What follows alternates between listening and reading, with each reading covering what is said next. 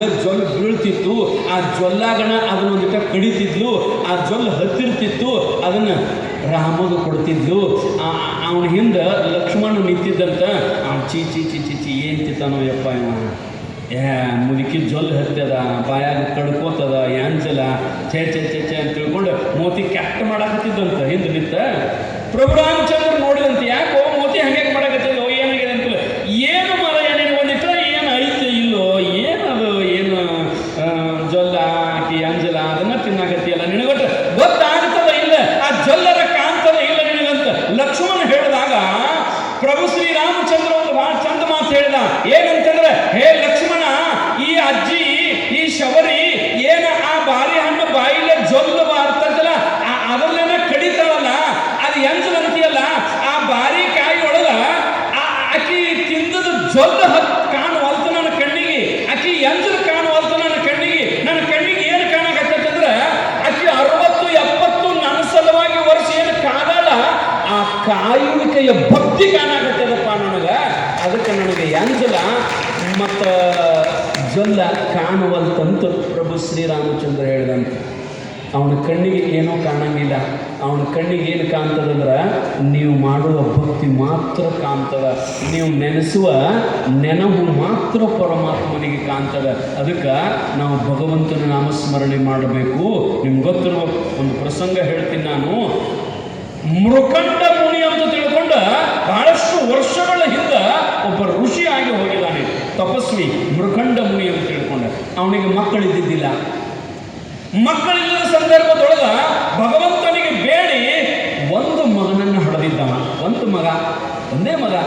ಆ ಒಂದು ಮಗ ಹುಟ್ಟಿದ ನಂತರ ಜ್ಯೋತಿಷ್ ಕೇಳಕ್ಕೆ ಬಂದಿದ್ರು ಅವರು. ಜ್ಯೋತಿಷ್ ಕೇಳುವಾಗ, ಯಪ್ಪ ನನ್ನ ಮಗನ ಕುಂಡ್ಲಿ ನೋಡ್ರಿ ಅಂದಿದ್ದೆ. ಮುಂಜಾನೆ ಕೂಡ ನಮ್ಮ ಇಬ್ಬರು ಶಾಸ್ತ್ರಿಗಳು ಮನಗಂಡು ಬೀಜಿ ಇರ್ತಾರೆ, ಭಾಳ ಹೆಚ್ಚಿರ್ತದೆ ಮಂದಿ ಜ್ಯೋತಿಷ್ ಕೇಳಕ್ಕೆ ಅಂತ ತಿಳ್ಕೊಂಡೆ. ಯಾಕಂದ್ರೆ ಏನಾರ ಆಗಲ್ರಿ ಅಪ್ಪ, ಜ್ಯೋತಿಷ್ ಕೇಳೋರು ನೋಡಿ ನೀವು, ನನಗನ್ಸಿದ ಮಟ್ಟಿಗೆ ಹೆಚ್ಚು ಬರೋರಂದ್ರೆ ತಾಯಂದಿರ. ಹೌದಿಲ್ಲ? ನಮ್ಮ ಕಂಪ್ನಿಗೆ ಏನು ಜ್ಯೋತಿಷ ಆದ್ರೆ ಆದಂಗೆ ನನಗೆ ಮಾರ ಏನು ದೊಡ್ಡ ನಮ್ಮ ಮಂದಿಗೆ ಜ್ಯೋತಿಷ್ ಕೇಳಕ್ಕೆ ಹೆಚ್ಚು ಬರೋರು ಯಾರಂದ್ರೆ ನಮ್ಮ ತಾಯಿಗಳ ಜ್ಯೋತಿಷ್ ಕೇಳಕ್ಕೆ ಬರ್ತಾರೆ. ಅದ ಮತ್ತು ಜ್ಯೋತಿಷ್ ಕೇಳಕ್ಕೆ ಬಂದಿರತಕ್ಕಂಥ ಎಲ್ಲ ತಾಯಂದಿರು ಏನು ಕೇಳ್ತಾರಂದ್ರೆ, ಎಲ್ಲ ತಾಯಂದಿರು ಜ್ಯೋತಿಷ್ ಕೇಳೋರ ಹತ್ತಕ್ಕೆ ಬಂದು, ಯಪ್ಪ ಶಾಸ್ತ್ರಗಳೇ, ನನ್ನ ಮನೆತನ ಹಿಂಗಾಗ್ಯದ, ನನ್ನ ಗಂಡನಿಗೆ ಹಿಂಗಾಗ್ಯದ, ನನ್ನ ಮಗನಿಗೆ ಹಿಂಗಾಗ್ಯದ, ನನ್ನ ಮಗಳಿಗೆ ಹಿಂಗಾಗ್ಯದ, ಏನು ಮಾಡಿದ್ರೆ ಸುದ್ದ ಆಗುತ್ತದ ನೋಡ್ರಿ ಅಪ್ಪ, ನನ್ನ ಮಗಳದು ನನ್ನ ಮಗದು ಕುಂಡ್ಲಿ ನೋಡ್ರಿ ಅಂತ ತಿಳ್ಕೊಂಡು ಮಗನ ಬಗ್ಗೆ, ಮಗಳ ಬಗ್ಗೆ, ಮನೆ ಬಗ್ಗೆ ಕೇಳ್ತೀರಿ. ನಿಮ್ಮ ಬಗ್ಗೆ ಒಂದು ದಿನಾನೂ ನೀವು ಜ್ಯೋತಿಷ ಕೇಳಂಗಿಲ್ಲ ತಾಯಿದ್ದೀರ. ಬರೀ ಮಗಳದು, ಮಗಂದು, ಗಂಡಂದು, ಮಣಿ ಬಗ್ಗೆನೇ ತಾವೆಲ್ಲ ಜ್ಯೋತಿಷ್ ಕೇಳ್ತೀರಿ. ಅದಕ್ಕೆ ತಾಯಂದಿರಿಗೆ ಮಾತೃದೇವೋಭವ ಅಂತಾರೆ. ನಿಮ್ಮ ಬಗ್ಗೆ ನೀವೇನು ವಿಚಾರ ಮಾಡೋಂಗಿಲ್ಲ. ನಿಮ್ಮ ಅಪೇಕ್ಷೆ ಏನಂತಾರೆ, ನಂದೇನೈತ್ರಿ ಅಪ್ಪ, ನನ್ನ ಮಗಳದು, ನನ್ನ ಗಂಡ, ನನ್ನ ಮಣಿ ಸುದ್ದ ಆದರೆ ಸಾಕು ನೋಡ್ರಿ ಅಪ್ಪ ಅಂತ ತಿಳ್ಕೊಂಡು ದಿನದ 24 ತಾಸು ಅದನ್ನು ಚಿಂತೆ ಮಾಡ್ತೀರಿ ತಾವೆಲ್ಲ. ಜ್ಯೋತಿಷ್ ಕೇಳಕ್ಕೆ ಬಂದಾಗ, ಅವ್ರು ಜ್ಯೋತಿಷ್ ಕೇಳಕ್ಕೆ ಬಂದಿರಂತ ನಮ್ಮ ಅಜ್ಜಾರತಕ್ಕ ಬಂದು ಕುಂಡ್ಲಿ ತಗೋರಿಯಪ್ಪ ಕುಂಡ್ಲಿ ಅಂತಂದಾಗ ಮನ್ಯಾಗ ಭಾಳ ಕಾಡಾಕತ್ತಿರ್ತೈತ್ರೆ. ಯಾರು ಒಂದು ಭಾಗದಾಗ ಸೋಮ ಅವ್ರ ನಿಂಬೆಕಾಯಿ ಕೆಟ್ಟಿರ್ತೈತೆ, ಅದು ಕೆಟ್ಟದ ನಿಂಬೆಕಾಯಿ ಸೋಮ ಹೊರಗೆ ಹೋಗೋದು ಕೂಡಲೇ ಅಚಾನಕ ನಿಮ್ಮ ಭಾಗದ ಮುಂದೆ ಬಂದು ಬಿತ್ತಂದ್ರೆ ಮುಗಿತಾ ನಿಮ್ದು ಅವತ್ತು. ಯಪ್ಪ ನಮ್ಮ ಮನೆ ಮುಂದೆ ನಿಂಬೆಕಾಯಿ ಮರಯ್ಯ ಅವ್ರನ್ನ ಕೆಟ್ಟತೈತೆ ಹೊಡೆದಾರೆ. ಅದ ನಿಂಬೆಕಾಯಿ ನೋಡಿ ನಮ್ಮ ಓಡಿ ಬಂದ್ರೆ ಗಡವಡ್ನಾಗ ಓಡಿ ಬಂದ, ಯಪ್ಪ ನಮ್ಮ ಮನೆಯಾಗ ನಿಂಬೆಕಾಯಿ ಬಿದ್ದಿತ್ರಿ, ಎಂದು ನಿಂಬೆಕಾಯಿ ಬಿದ್ದದ ಅಂತ ನಮ್ಮ ಮನೆಗೆ ಕಾಡಾಕತ್ತದ ನೋಡ್ರಿ ಅಂತ ತಿಳ್ಕೊಂಡು ಜ್ಯೋತಿಷ ಶಾಸ್ತ್ರಿ ಹೇಳ್ತಕ್ಕೆ ಬಂದಾಗ ಅವರು ನೋಡಿದ್ರು. ನಿನ್ನ ಹೆಸರಿದ ಹೌದಿಲ್ಲವ ಸಾವಿತ್ರಿ? ಹೌದಿಲ್ಲ ನನ್ನ ಹೆಸರು? ಹೌದ್ರಿ ಅಪ್ಪ. ನಿನ್ನ ಗಂಡನ ಹೆಸರು ರಾಮಪ್ಪ? ಹೌದಲ್ಲ? ಹೌದ್ರಿ ಅಪ್ಪ. ನಿನ್ನ ಮಕ್ಕಳ ಹೆಸರು ಹಿಂಗೆ ಹೌದಲ್ಲ? ಹೌದ್ರಿ ಅಪ್ಪ. ಎಲ್ಲ ಹೆಂಗೆ ಹೇಳ್ತೀರಿ ಅಪ್ಪ ನೀವು? ನಾ ಏನೂ ಹೇಳಿಲ್ಲ. ನನ್ನ ಹೆಸರ, ನನ್ನ ಮಕ್ಕಳ ಹೆಸರ, ನನ್ನ ಗಂಡನ ಹೆಸರ ಎಲ್ಲ ಹೇಳೋಕತ್ತೆ ಹೇಳ್ರಿ ಅಂತ ಅಂದಾಗ ಅವ್ರು ಜ್ಯೋತಿಷ್ ಹೇಳೋದಂದ್ರತ್ತ, ಹುಚ್ಚಿ ನೀ ತಂದದ್ದು ಏನಂದ್ರೆ ಮಗಳದು, ಮಕ್ಕಳದು, ಮಣಿದು ಕುಂಡ್ಲಿ ಅಲ್ಲದು, ನೀ ಆಧಾರ್ ಕಾರ್ಡ್ ತೊಗೊಂಡು ಬಂದಿದ್ದು ತೊಗೊಂಡು ಹೋಗಿ ಮತ್ತೆ ಹೊಳೆ ಕಳಿಸೋದು. ಮತ್ತು ಆಧಾರ್ ಕಾರ್ಡಿಗೆ ಎಲ್ಲರೂ ಹೆಸರು ಇರುತ್ತಂತಾರೆ. ಅದನ್ನ ನೋಡಿ ಅವ್ರು ಹೇಳ್ತಿದ್ರು ಅಜ್ಜಾರು. ಕಾರಣ ಏನಂತಂದ್ರೆ, ಜ್ಯೋತಿಷ್ ಕೇಳಕ್ಕೆ ಬಂದಾಗ ಜ್ಯೋತಿಷ್ದವ್ರು ಹೇಳಿದಂತ, ನಿನ್ನ ಮಗನಿಗೆ ಮೃಕಂಡ ಮುನಿ ಮಗ ಮಾರ್ಕಂಡಯ್ಯ ಅಂತ ತಿಳ್ಕೊಂಡ, ಮಾರ್ಕಂಡಯ್ಯನಿಗೆ ಹೆಸರು ಮಾರ್ಕಂಡಯ್ಯ. ಅವನಿಗೆ ಜ್ಯೋತಿಷ್ದೊಳಗೆ ಏನು ಬಂತು ಅಂತಂದ್ರೆ, ನಿನ್ನ ಮಗ 21 ವರ್ಷಕ್ಕೆ ನಿನ್ನ ಮಗ ಉಳಿಯಂಗಿಲ್ಲ ಅದ್ರ ನಂತರ ಸಾಯ್ತಾನಪ್ಪ, ಅವನ ಆಯುಷ್ ಅಷ್ಟ ಐತಂದಾಗ ಭಾಳ ಕೆಟ್ಟ ಅನಿಸ್ತ ಅವ್ರಿಗೆ. ಅದ್ರಾಗ ತಾಯಿಗೆ ಕಣ್ಣು ಮುಂದೆ ಬಂತಂದ್ರೆ ಮಗ ಇಂಥ ದಿವಸಕ್ಕೆ ಸಾಯ್ತಾನ ಅನ್ನೋದು ಗೊತ್ತಾತಂದ್ರೆ ತಾಯಿ ಬದುಕ್ತಾಳೆ ಏನ್ರಿ ಎಂದರ ಆ ನೋವಿನೊಳಗೆ ಉಳಂಗಿಲ್ಲ. ದಿವಸ ಮನ್ಯಾಗ ಅಳ್ಳಾಕತ್ತಿದ್ವು ಗಂಡನ ಮುಂದೆ ಕೂತ್ಕೊಂಡು. ಏನು ಮಾಡೋದ್ರಿ, ದೇವ್ರಿಗೆ ಬೈಯಾಕತ್ತಿದ್ಲಕ್ಕಿ ಎಂಥ ಮಗನ ಕೊಟ್ಟ, ಕೊಡೋದು ಕೊಟ್ಟ, ಅರ್ಧ ಆಯುಷ್ ಕೊಟ್ಟ ಅಂತ ತಿಳ್ಕೊಂಡು ನಮ್ಮ ಮಗಳು ನೋಡ್ಬೇಕ್ರಿ. ಭಕ್ತಿನೂ ಭಾಳ, ದೇವ್ರಿಗೆ ಬೈಯೋದು ಭಾಳ. ಯಾಕಂದ್ರೆ ನಿಮ್ಮಲ್ಲಿ ಶಕ್ತಿ ಇರ್ತೈತೆ ರೀ, ನಿಮ್ಮಲ್ಲಿ ಅಧಿಕಾರ ಇರ್ತೈತೆ. ನಾ ಭಕ್ತಿ ಮಾಡ್ತಾನೋ, ಅವ್ನು ನೆನೆಸ್ತಾನೋ, ಅವ್ನ ಬೈಯಕ್ಕೂ ನನಗೆ ಅಧಿಕಾರ ಇರುತ್ತೆ ಅಂತ ತಿಳ್ಕೊಂಡು ನೀವು ಬೈತಿರ್ತೀರಿ. ಒಂದೀಟ್ ಏನಾರ ಹೆಚ್ಚು ಕಡಿಮೆ ಆತು ಬೆಂಕಿ ಹಚ್ಚ ದೇವ್ರ ಮೂರ್ತಿಗೆ ಅಂದ್ರೆ ನಮ್ಮ ಮಗಳು ಒಂದೀಟ್ ಏನಾರ ಕಾಡಾಟ ಐತಂದ್ರೆ ಆಕೆ ದಿವಸ ಗಂಡನ ಮುಂದೆ ಕುಂತು ಅಳ್ಳಕತ್ತಿದಳು. ಅಂದ್ರೆ ಈಗ ಮಗನ ಕೊಡೋದು ಕೊಟ್ಟರು ಇಂಥವನ್ನ ಹೆಂಗಂತಂದಾಗ ಗಂಡ ಹೇಳ್ದ, ಯಾರ್ಯಾರ ಕರ್ಮ ಯಾರ್ಯಾರ ಸುತ್ತ. ಆಯುಷ ಅದು ಭಗವಂತನ ಕೈ ಒಳಗದ, ನಮ್ಮ ಕೈ ಒಳಗಿಲ್ಲ. ಇಲ್ಲ ಅಂತ ತಿಳ್ಕೊಂಡು ಮಗ ಸ್ವಲ್ಪ ದೊಡ್ಡವಾದ ಕೂಡಲೇ ತಂದಿ ಮೃಕಂಡ ಮುನಿ ಮಾರ್ಕಂಡೇಯನಿಗೆ ಹೇಳಿದ, ನೋಡಪ್ಪ, ನಿನ್ನ ಆಯುಷ್ಯ ಕೇವಲ 21 ವರ್ಷದ. 21 ವರ್ಷಕ್ಕೆ ನಿನ್ನ ಆಯುಷ್ಯ ಮುಗೀತದ. ಅದಕ್ಕೆ ನೀನು ಎಲ್ಲಿ ತನಕ ನಿನ್ನ ಆಯುಷ್ಯದ ಅಲ್ಲಿ ತನಕ ನೀನು ಭಗವಂತನ ಚಿಂತನೆಯನ್ನು ಮಾಡ. ಯಾವ ಡಾಕ್ಟರ್ ಹತ್ತಕ್ಕಾದ್ರೆ ನಿನಗೆ ಬದುಕಕ್ಕೆ ಸಾಧ್ಯ ಇಲ್ಲ, ಯಾವ ಜ್ಯೋತಿಷಗಾರ ಹತ್ತಕ್ಕಾದ್ರೂ ನಿನಗೆ ಬದುಕಕ್ಕೆ ಸಾಧ್ಯ ಇಲ್ಲ. ನಿನಗ ಆಯುಷ್ಯವನ್ನು ಮತ್ತಷ್ಟು ಕೊಡೋರು ಯಾರಾದ್ರೂ ಇದ್ರ ಅದು ಪರಮಾತ್ಮ ಕೊಡ್ತಾನ. ಅದಕ್ಕೆ ನೀ ಅವನು ಧ್ಯಾನ ಮಾಡುವಂದು ಕೂಡಲೇ ಅವನಿಗೆ ಎಂದು ತಿಳಿಯಕ್ಕೆ ಹತ್ತಿ ನೋಡ್ರಿ. ಆವತ್ತಿನಿಂದ ಶಿವಚಿಂತೆ, ಶಿವಜ್ಞಾನ, ಭಕ್ತಿ, ಆನಂತರ ಪೂಜಾ ಇದನ್ನು ಬಿಟ್ಟರೆ ಬೇರೆ ಏನೂ ಮಾಡಲಿಲ್ಲ. ಕೊನೆಗೆ ಒಂದು ದಿನ ಬಂತವು, 21 ವರ್ಷ ಮುಗೀತು. ಮನೆಗೆ ಹೇಳಿದ್ರು, ಇವತ್ತು ನೋಡಪ್ಪ ನಿಂದೆಲ್ಲ ಮುಗಿತಂತ ತಿಳ್ಕೊಂಡು ಮನ್ಯಾಗ ಅವು ಅಳ್ಕೋತ ಕೂತ್ಲು, ಅಪ್ಪ ಅಳ್ಕೋತ ಕೂತ.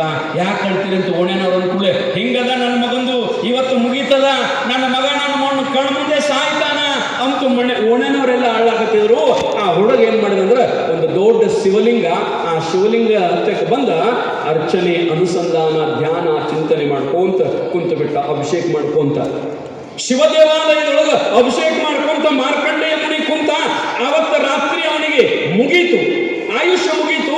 ಸ್ವತಃ ಯಮ ತನ್ನ ಕಿಂಕರನನ್ನು ಕಳಿಸಿದ, ಸಣ್ಣವನೊಬ್ಬನ ಸೇವಕನ ಕಳಿಸಿದ, ಚಿತ್ರಗುಪ್ತರನ್ನ, ಹೋಗು ಅಲ್ಲಿ ಮಾರ್ಕಂಡೇಯ ಮುನಿ ಅಂತದಾನ, ಅವನ ಆಯುಷ್ಯ ಮುಗಿದ, ಅವನ ಪ್ರಾಣ ತಗೊಂಡು ಬರ್ರಿ, ಅವನು ಎಳ್ಕೊಂಡು ಬರ್ರಿ ಅಂತ ಕಳಿಸಿದ್ರ. ಶಿವ ದೇವಾಲಯದಲ್ಲಿ ಕುಳಿತಿದ್ದ ಮಾರ್ಕಂಡೇಯ ಮುನಿ, ಶಿವಲಿಂಗ, ದೊಡ್ಡ ಶಿವಲಿಂಗ, ಆ ಲಿಂಗ ಪೀಠಿಕೆಯ ಮುಂದೆ ಅವನು ಧ್ಯಾನ ಮಾಡ್ಕೊಂತ, ಅವನು ಚಿಂತನೆ ಮಾಡ್ಕೊಂತ, ಅವನ ಅಭಿಷೇಕ ಮಾಡ್ಕೊಂತ ಕುಂತಿದ್ದ. ಒಳಗೆ ಹೋಗಕ್ಕೆ ಬರಲಿಲ್ಲ ಅವರಿಗೆ. ಯಮನಿಂದ ಏನು ಬಂದಿದ್ರಲ್ಲ ಯಮಕಿಂಕರರು, ಒಳಗೆ ಹೋಗಕ್ಕೆ ಬರಲಿಲ್ಲ. ಮತ್ತೆ ಅವ್ರು ಏನು ಮಾಡಿದ್ರೆ ವಾಪಸ್ ಹೋಗಿ ಯಮನಿಗೆ ಹೇಳಿದ್ರು, ಯಮಧರ್ಮರಾಜನಿಗೆ, ಒಳಗೆ ಹೋಗಕ್ಕೆ ಆಗವಲ್ತು, ನಮಗೆ ಅವನ ಪ್ರಾಣ ತರಕ್ಕೆ ಆಗವಲ್ತಂದಾಗ, ಏನ್ರು ಎಂಥವ್ರು ನೀವು, ಸಾದಾ ಒಬ್ಬ ಮನುಷ್ಯನ ಪ್ರಾಣ ತರಕ್ಕೆ ಆಗವಲ್ತಾನೆ, ನಾನಾ ಮಕ್ಕಳನ್ನ ತಿಳ್ಕೊಂಡು ಅವನೇ ಬಂದು ಏನು ಮಾಡ್ದ ಅಂತಂದ್ರೆ, ಅವನಿಗೊಂದು ನೇಮ ಏನಂತಂದ್ರೆ ಶಿವ ದೇವಾಲಯದ ಒಳಗೆ ಹೋಗೋ ಪ್ರವೇಶ ಇಲ್ಲ ಯಮನಿಗೆ. ಹೊರಗ ನಿಂದಿರ್ಬೇಕಾಗ ಏನು ಮಾಡಿದ್ರು, ಹೊರಗ ನಿಂತು ಏನು ಮಾಡಿದ ಅಂತಂದ್ರೆ ತನ್ನ ಪಾಶವನ್ನು ಹೀಗೆ ಒಗದ ಅವನ ಪ್ರಾಣ ತಗೊಂಡ್ಬರ್ಬೇಕಂತ ತಿಳ್ಕೊಂಡು. ಅದೇನಾಯಿತು ಅಂತಂದ್ರೆ ಯಮ ಬಂದದ್ದು ಗೊತ್ತಾಗಿ ಮಾರ್ಕಂಡೇಯ ಆ ತನ್ನ ಅಭಿಷೇಕ ಮುಗಿದಿರ್ತಕ್ಕಂಥ ಲಿಂಗಕ್ಕೆ, ದೊಡ್ಡ ಲಿಂಗ ಪೀಠಿಕೆ ಇತ್ತಲ್ಲ, ಆ ಲಿಂಗ ಪೀಠಿಕೆಯನ್ನು ಹೀಗೆ ತಬ್ಬಿಕೊಂಡ ಪರಮಾತ್ಮನನ್ನು. ಆ ಲಿಂಗವನ್ನು ಹೀಗೆ ತಬ್ಬಿಕೊಂಡ ಇವ ಹಗ್ಗ ಹೋದ. ಆ ಹಗ್ಗ ಇವನ ಕುತ್ತಿಗೆಗೆ ಆ ಲಿಂಗಗೆ ಕೂಡ ಬಿತ್ತವ. ಯಮ ಒಗದ ಹಗ್ಗ ಇವನು ಕೊಳ್ಳಿಗೆ, ಮತ್ತೆ ಇವ ಲಿಂಗ ತಬ್ಬಿಕೊಂಡಿದ್ದಲ್ರಿ ಹಿಂಗ, ಇವನು ಕೊಳ್ಳಿಗೆ ಆ ಲಿಂಗಪ್ಪ ಕೂಡ ಬಿಂತು. ಇವ ಜಗ್ಗ ಕತ್ತಿದ ಹಗ್ಗ. ಏನು ಮಾಡಿದ್ರು ಬರುವಂತ್ರಿ ಅವನು. ಲಿಂಗಪ್ಪ ಹೆಂಗೆ ಬರ್ತಾನ, ಪರಮಾತ್ಮ ಹೆಂಗೆ ಬರ್ತಾನ, ಅವನು ಕೊಳ್ಳಿಗೆ ಒಗದ ನೀವು ಬರಲಿಲ್ಲ. ಎಷ್ಟು ಜಗ್ಗಿಟ್ರು ಬರಲಿಲ್ಲ. ಜೋರ್ಲ ಜಗ್ಗು ಆಗ ಲಿಂಗ ಅಳಗಾಡ್ತಲ್ಲ, ಆಗ ಸ್ವತಃ ಪರಮಾತ್ಮನ ಪ್ರತ್ಯಕ್ಷ ಆದಂತ. ಲಿಂಗದೊಳಗೆ ಎದ್ದು ಪರಮಾತ್ಮ ಪ್ರತ್ಯಕ್ಷ ಆಗಿ ಯಮನಿಗೆ ಬೈಯಾಕತ್ತಂತೆ, ಯಾರು ನೀನು, ಯಾಕೆ ಇವನು ಪ್ರಾಣ ಒಯ್ಯಾಕತ್ತಿದೆ ಅಂತ ತಿಳ್ಕೊಂಡು ಸಿಟ್ಟಿಗೆದ್ದು ಕ್ರೋಧದಿಂದ ಆ ತನ್ನ 3ನೇ ಕಣ್ಣನ್ನು ತೆರೆದು ನಿನ್ನ ಸುಟ್ಟು ಬಿಡ್ತಾನಂತಂದಾಗ ಅವ ಹೇಳಿದಂತೆ, ಯಮಧರ್ಮರಾಜ, ಯಪ್ಪ ಈ ಕೆಲಸ ಕೊಟ್ಟವನ ನೀನು, ಯಾರ ಆಯುಷ್ಯ ಮುಗಿದದ ಅವ್ರನ್ನ ಕರ್ಕೊಂಡು ಬಾ ಅಂತ ನೀನ ಹೇಳಿ, ಮತ್ತು ಅವನ ಆಯುಷ್ಯ ಮುಗಿದದ, ನಾ ಕರ್ಯಾಕ ಬಂದೀನಿ, ನಾ ಏನು ಮಾಡಲಿ ಅಂತಂದಾಗ ಅವ ಹೇಳಿದ, ಇವತ್ತಿನಿಂದ ನನ್ನದೊಂದು ಶಾಸನ. ಪರಮಾತ್ಮ ಹೇಳಿದ ಯಮನಿಗೆ, ಇವತ್ತಿನಿಂದ ನನ್ನ ಒಂದು ಶಾಸನ ಏನಂತಂದ್ರೆ, ಯಾರು ಶಿವಲಿಂಗದ ಹತ್ತಿರ ಇರ್ತಾರಲ್ಲ, ಯಾರು ಶಿವನ ನಾಮಸ್ಮರಣೆಯನ್ನು ಮಾಡ್ತಾರಲ್ಲ, ಅವ್ರನ್ನ ಎಂದೂ ತರಬೇಡ. ಶಿವಲಿಂಗ ಹತ್ತಿರ ಯಾರು ಇರ್ತಾರ ಅವ್ರನ್ನ ತರಬೇಡ ಅಂತ ತಿಳ್ಕೊಂಡು ಶಿವ ಅಪ್ಪಣೆ ಕೊಟ್ಟಂತೆ. ಆ ಕಾರಣಕ್ಕೇನಪ್ಪ ಅಂತಂದ್ರೆ, ಶಿವನಾಮದಲ್ಲಿ ಎಂಥ ಶಕ್ತಿ ಅದ ಅಂತಂದ್ರೆ ಬಹಳ ದೊಡ್ಡ ಶಕ್ತಿ ಅದ ರೀ. ಅದಕ್ಕೆ ನಂಬಿಗಿಡ್ಬೇಕು ನೋಡ್ರಿ. ಇವತ್ತು ನಂಬಿಕೆ ಇತ್ತು ಅಂತಂದ್ರೆ ಪರಮಾತ್ಮ ಕೈ ಬಿಡಂಗಿಲ್ಲ. ನಂಬಿಕೆ ಇರ್ಲಾರ್ದ ನಾವು ಧ್ಯಾನ ಮಾಡಿದ್ವಿ ಅಂತಂದ್ರೆ ಅದು ಫಲ ಇಲ್ಲ. ಅದಕ್ಕೆ DVG ಅವರು ಭಾಷಣ ಒಂದು ಮಾತು ಬರೀತಾರೆ, ಏನಂತಂದ್ರೆ, ನಂಬಿದನು ಪ್ರಹ್ಲಾದ, ನಂಬದಿರ್ದನು ತನು ಪ್ರಹ್ಲಾದ, ನಂಬದಿರ್ದನು ತಂದೆ, ನಂಬಿಯೂ ನಂಬದ ಇಬ್ಬಂದಿ ನೀನು, ಕಂಬದಿನೋ ಬಿಂಬದಿನೋ ಮೋಕ್ಷ ಅವರಿಂಗಾಯ್ತು, ಶಿಂಬಳದಿ ನೊಣ ನೀನು ಮಂಕುತಿಮ್ಮ. ಚಂದ ಪ್ರಹ್ಲಾದ